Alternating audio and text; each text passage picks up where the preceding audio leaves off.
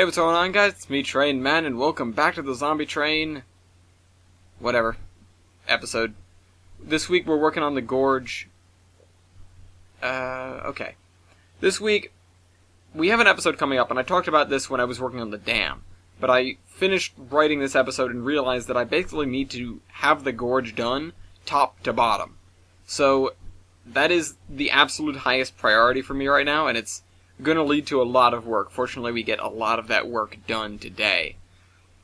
In addition to that, the story of the week, I'm going to be continuing a little bit from where I was last time in talking about the creation of the Zombie Train Incorporated, but naturally, there was more to that story. I was talking about Annex, which is basically where Wiebold had got to when this whole founding project happened, which is why one of the biggest problems in the foundation of the Zombie Train Incorporated was actually figuring out where he'd gone. So, Wiebold, if you want to tell us about Annex a little bit.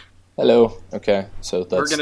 We're gonna be giving the abridged 15-minute story of... The abridged 15-minute version. Oh wait, what was it? It's the welfare version of it. Or, of something that's going to be a book, just like I gave the abridged version of the Battle for Portland. Yeah. So basically there's not much to Annex really beyond it's sort of a war that begins after Portland.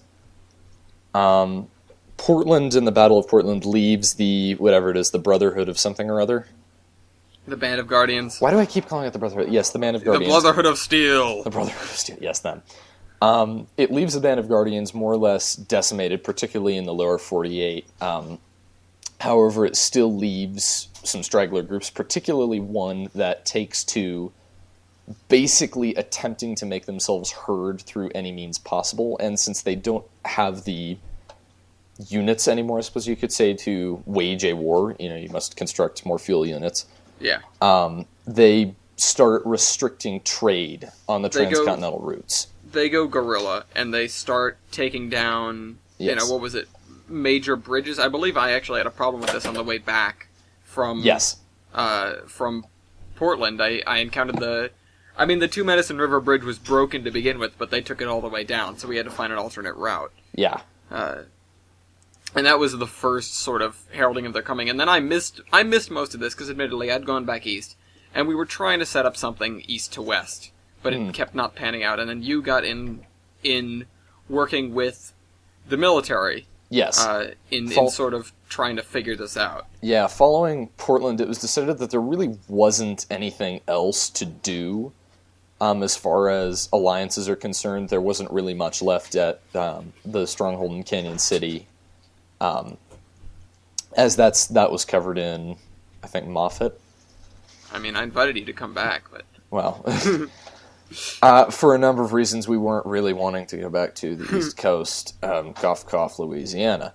But that's something that's going to come out. We haven't discussed that at all. I was going to say, I don't know if you've discussed that yet, but anyway, that's one of the reasons we don't want to go back east. So we choose to stay west and instead help with sort of this transcontinental trade in this age of rebuilding. Because it's got to a point now where everything's calmed down enough, and it's really just the shambles of the situation and trying to rebuild from it. Yeah.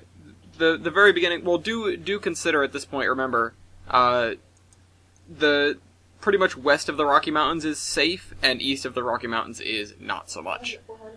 You've got the hordes out in the plains, and of course, back east we're still dealing with plenty of zombies. We're not a military force by any means. The Zombie Train is not really that. So you guys are working with the military. You're solving this problem while at the same time assisting, the line. I don't remember what the actual thing was called, but them moving up, them moving from west to east, trying to reclaim key positions. Yeah, trying to advance things to, you mentioned key positions, particularly the cities. Mm-hmm. And at the very least, there was a strategy that came around at this time that wasn't necessarily even taking back the cities. They were just kind of deeming them as a loss and walling them in and preparing for total decimation of them. They had Well, they didn't use, after Yonkers, they learned never to use heavy ordnance again, because it's just completely ineffectual. They had their box technique, which this is detailed very heavily in Max Brooks's World War Z, but point being, the military and what was left of the USA developed a very economical, very efficient strategy for dealing with massive amounts of zombies. So you could lead them out of a city and lead them to a line, which would effectively deal with them. It was, your problem was getting supplies to these lines. Now that you were losing supply lines. Yeah, and that was sort of the issue with Annex, was in an attempt to make themselves known again. The Band of Guardians. Not the band. I was gonna say Brotherhood, and again I'm like, I'm not gonna say Brotherhood. The Band of Guardians is attempting to, with this little straggler band, hijack the supply routes. And, sort of kill two birds with one stone. At the same time, they're keeping a presence. They're fighting a cause that they don't believe in, because these are anarchists. They'd rather... they'd rather things stay broken up like this. And at the same time, they're using some of these supplies to rebuild their own organization from the dust, which it was kind of left in following Portland. But that's sort of the gist of that. So you guys eventually ran into this train. Yes. Which was, colloquially known as Annex. The battle for Annex being the Beta Rail train, the B-18, and your whole consist unit. Post Portland, post military integration, so it's a lot more specialized. Yeah, and it's rebuilt at this point. It's not it's not nearly as broken up as it had been prior to Portland. I mean, it's not. You guys got the real rebuilding after the Zombie Train Inc., but yeah, you guys are well equipped to deal with this problem. But they have, without you had some sort of ace in the hole, didn't you? You had something I can't recall, but they had a rather large diesel locomotive, if I recall. Yes. Yeah. I don't believe there was ever a specification given to it, but yeah, like you said, it's a large diesel unit. It's not nearly as specialized, and it doesn't need to move nearly as much. However, what they do carry is very concentrated, I suppose you could say, because it's not really meant for living so much as it is just stopping stuff and purloining with the materials gained from it. Yeah, the thing to point out is we never actually found where they were based out of. If they ended up being based out of a centralized location anyways, we had a lot of theories. Yeah, and I think the theory that we gravitated most to at the time was there wasn't really a home base. There was sort of a camp that would migrate around, but we knew that this wasn't it. This was a forward capital, if you will, that sort of did the dirty work and was able to take some hits, but at the same time wasn't the main area. In an attempt to keep everything on board this thing light. Yeah. You can't be carrying 7 trainloads of supplies on basically half of a train. It just doesn't work, and they obviously weren't burning them, and they weren't using them yet. And that was one of the biggest concerns about why the Army didn't necessarily want to mount. They didn't want to dedicate the time and resources to mount an offensive on them. Was it would take too long, and they would have too much of an opportunity to rebuild.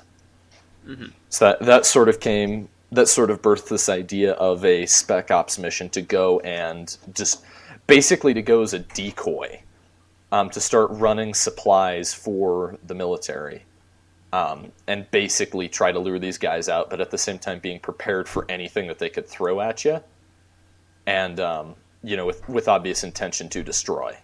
And while at the same time actually being helpful. While at the same time actually carrying, not nearly as many as a dedicated supply train would, or carrying as much. Yeah. But at the same time, like you said, carrying a decent amount. Yeah. At this point,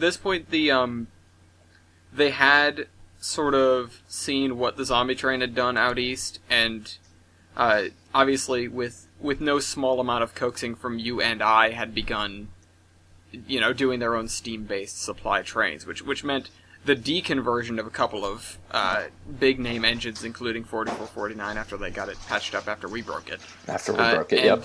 And 844. and the large steamers out there that were capable of running these supply lines were the ones doing the supply lines, and you guys were sort of, you guys were the decoy, as it were. Mm-hmm. And then eventually you guys...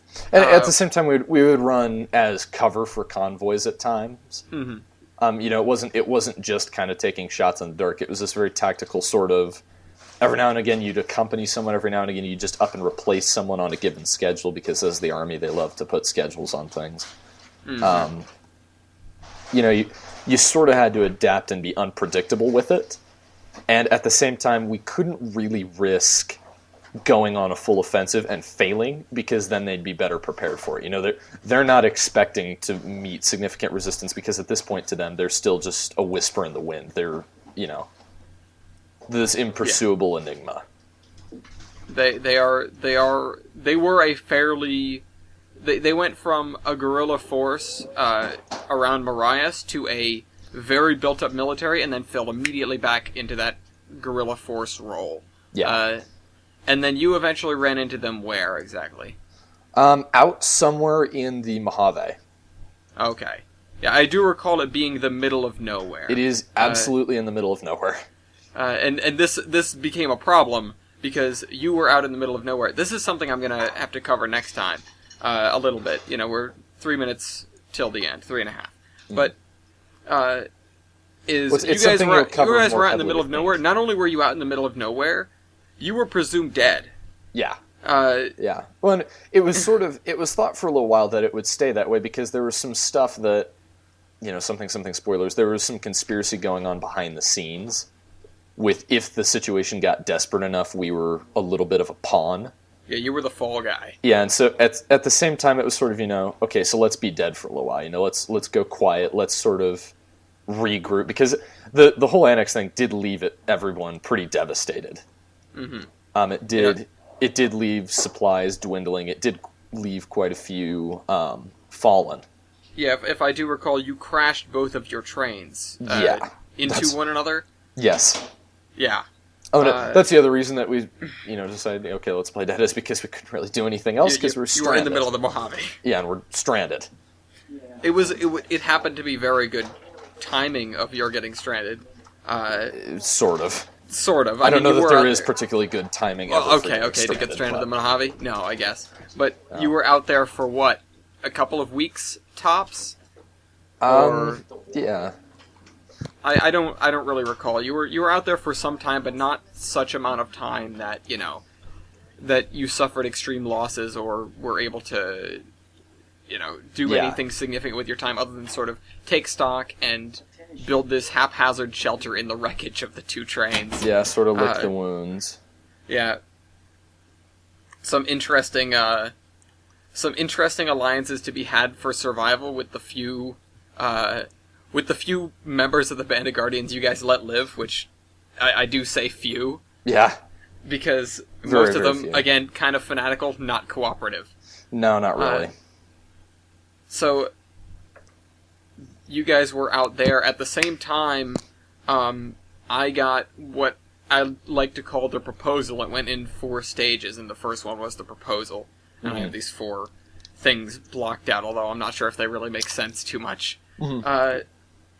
Which was, you guys are out there, you guys are running your run, it's okay, we think we know, it's basically you guys we think we know where Annex is, we're gonna say, go on this. And so you guys go out to do that and do, it may have just been another bust, because I'm certain you guys had said, we think we have an idea several times. Yeah, but, well, it had even gone beyond that. There were a couple of attempts that did, there was one in particular that was essentially a full offensive that did end badly.